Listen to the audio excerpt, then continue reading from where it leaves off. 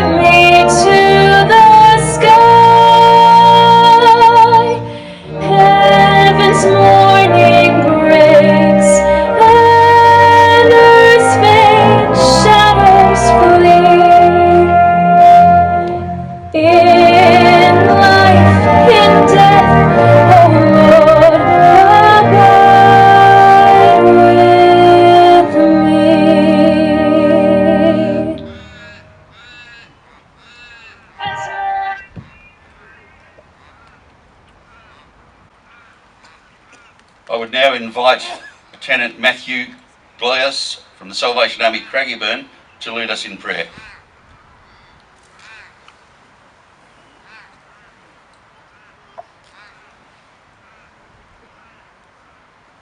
We've come today to remember those who have given their all for this country.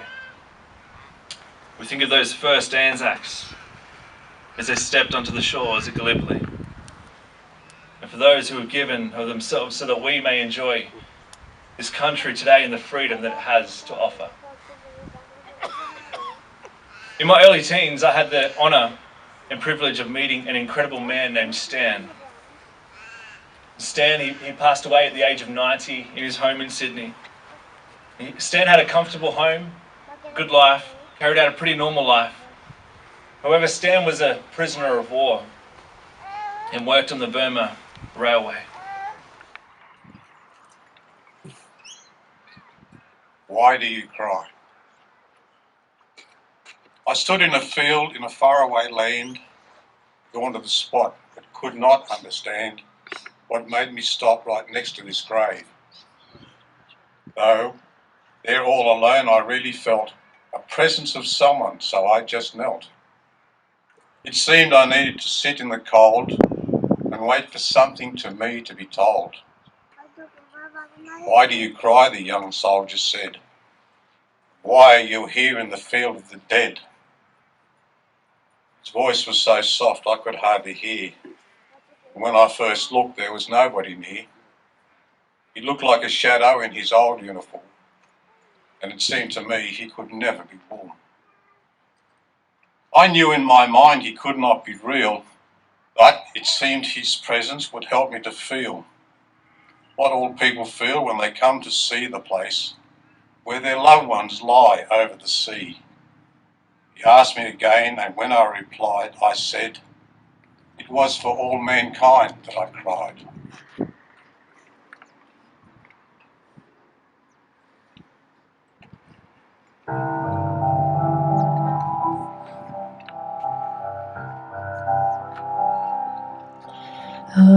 Amazing grace, how sweet the sound that saved a wretch like me. I once was lost, but now I'm found. Was blind, but now I see. 'Twas grace that taught my heart to fear, and grace my fears relieved. How precious did that grace appear the hour I first begun. The Lord has promised good to me. His word my hope secures. He will my shield and portion be, as long as life endures. For we've been there 10,000 years, bright shining as the sun. We've numberless days to sing God's praise, than when we first begun.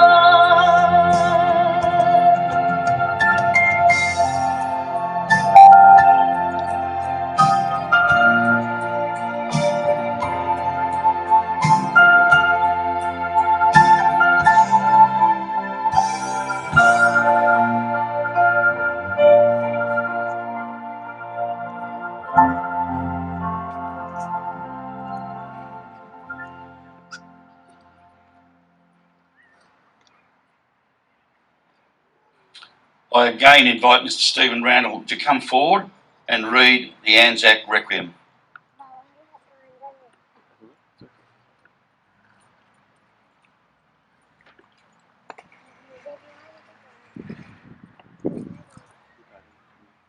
On this day above all days, we recall those who served in war and who did not return to receive the grateful thanks of the nation. We remember those who still sleep where they were left, amid the holly scrub in the valleys and on the ridges of Gallipoli, on the rocky and terraced hills of Palestine, in the lovely cemeteries of France. We remember those who lie asleep in ground beneath the shimmering haze of the Libyan desert, Bardia, Derna, Tobruk, and amid the mountain passes and olive groves of Greece and Crete, and in the rugged snow-capped hills of Lebanon and Syria. We remember those who lie buried in the rank jungle of Malaya, Burma, in New Guinea, and in the distant isles of the Pacific. We remember those who lie buried amid loving friends in our motherland and in our far north. We remember those who lie in unknown resting places in almost every land, and those gallant men whose grave is the unending sea. Especially do we remember those who died as prisoners of war, remote from their homeland and from the comforting presence of their kith and kin. We think of those of our women's services who gave their lives in our own and foreign lands and at sea, and those who proved to be, in much more than name, the sisters of our fighting men. We recall too the staunch friends who fought beside our men on the first ANZAC Day, the men of New Zealand who helped create the name of ANZAC. We recall those who gave their lives to the Royal Navy, the British Army, the Royal Air Force, Merchant Service, and in the British Commonwealth and Allied Forces. And we think of those British men and women who fell when, for the second time in history, their nation and its kin stood alone against an overwhelming might of an oppressor. We think of every man and woman who, in those crucial hours, died so the lights of freedom and humanity may continue to shine. Think of those gallant men who died in Korea, Malaya, Borneo, Vietnam, East Timor, Iraq and Afghanistan, and in the peacekeeping and peace-enforcing commitments assisting to defend the Commonwealth and other countries of the free world against a common enemy. May these all rest proudly in the knowledge of their achievement, and may we and our successors in that heritage prove worthy of their sacrifice. Mr. John Lynch, OAM, KSJ, was in the Royal Australian Navy. He served in the Far East Strategic Reserve and the Malayan Emergency. And Mr. Robert Stokes, World War II Army, Royal Australian Artillery, who served in the Southwest Pacific Theatre.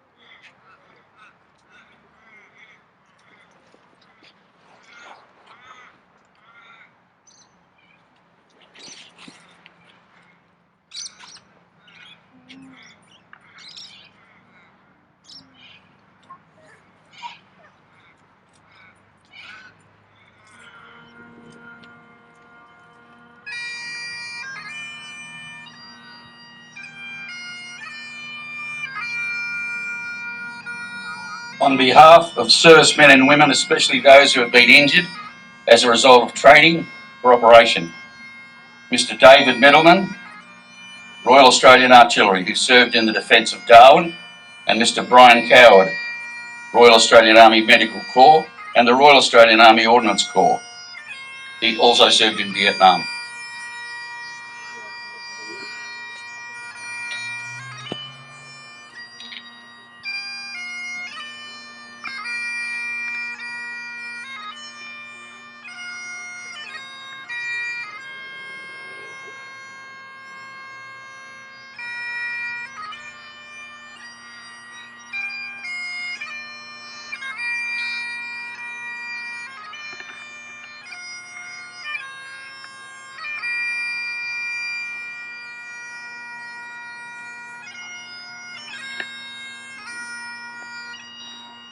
representing the Parliaments, local government and community community. On behalf of the Parliament of Australia and the electorate of Cornwall, Mrs Maria van Vakkenberg, MP and Member for Cornwall.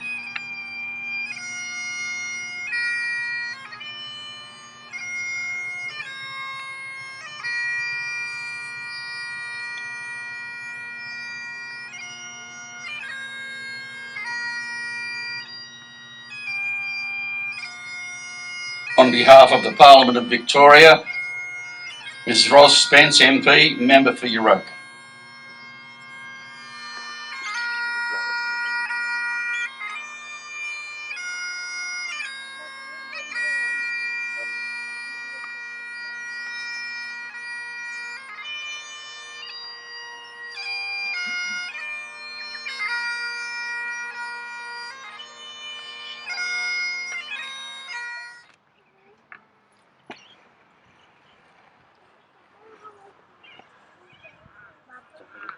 They shall not grow old as those that are left grow old.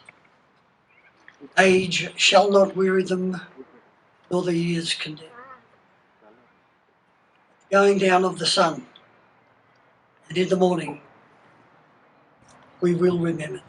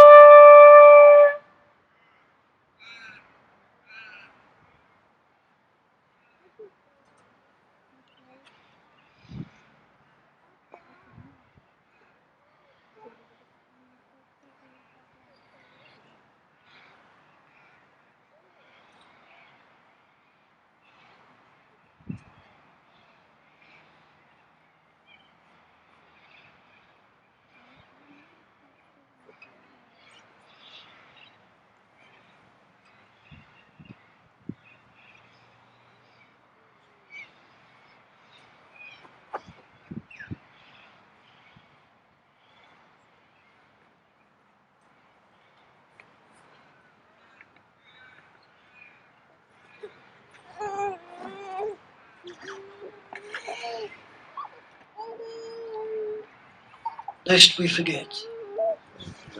Lest we forget.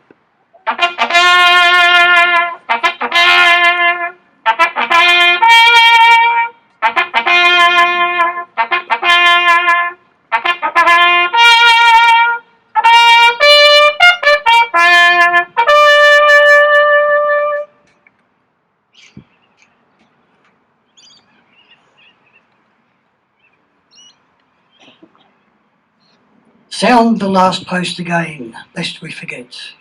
The freedom that we cherish has been bought, not found like mushrooms in the field. The debt is ours to pay, mindful of those who fought and fell, yet still they hold the torch aloft.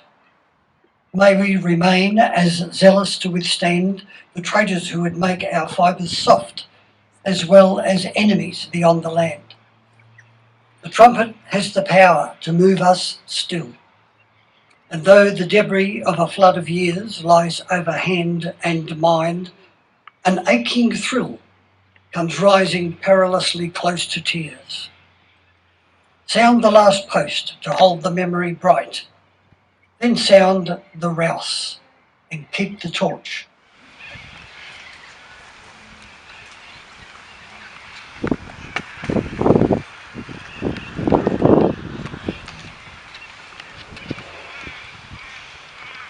The stirring New Zealand national anthem will be sung by Linda Cushing, who will sing both the Maori and the English verses.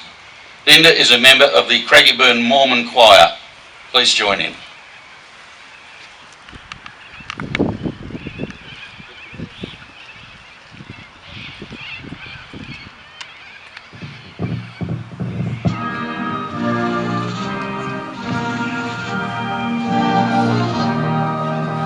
E ioa atua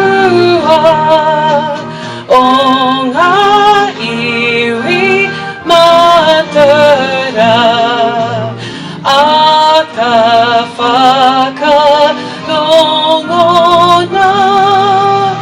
me aroha noa ki ahua ko te pā ki a tautoa a ta wha mana aki ti anō o te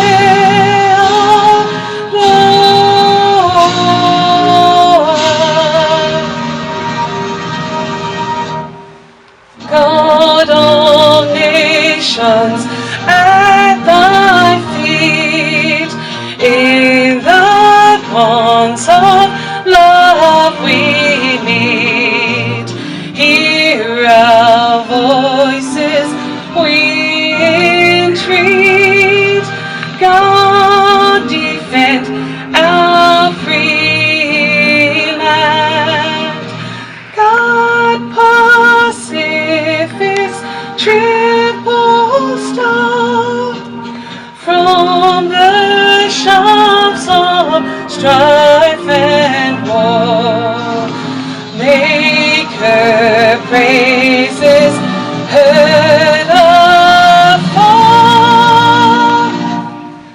God defend New Zealand.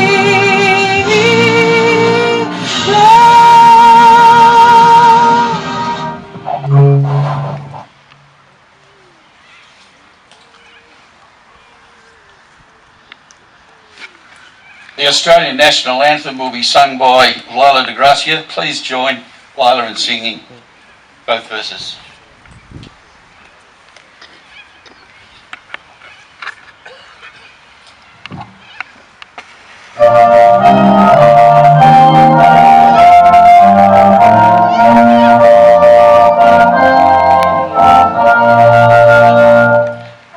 Australians, all let us rejoice, for we are young and free.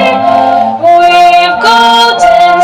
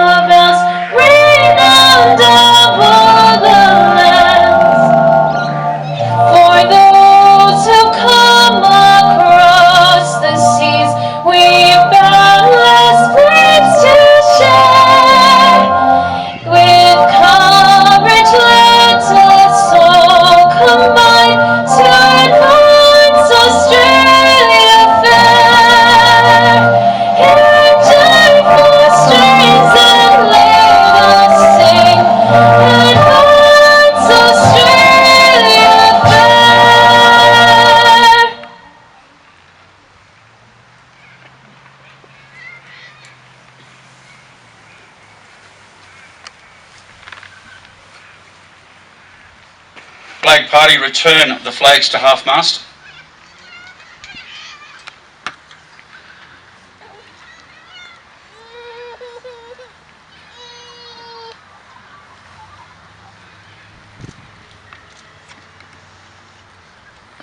Flag party, fall out.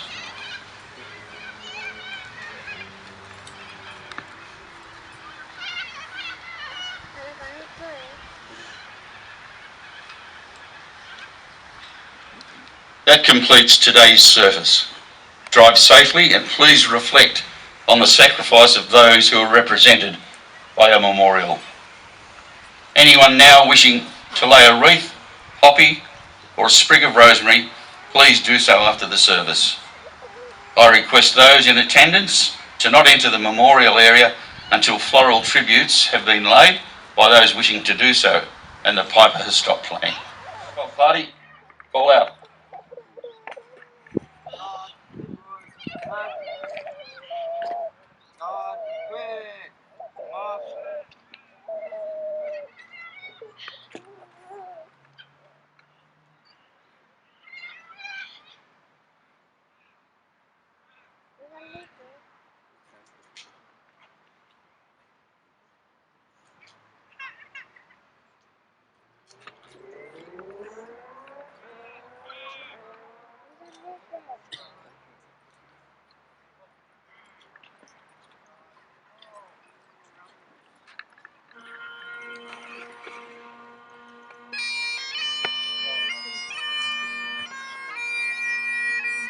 Those who would like to lay wreaths, come forward now, please.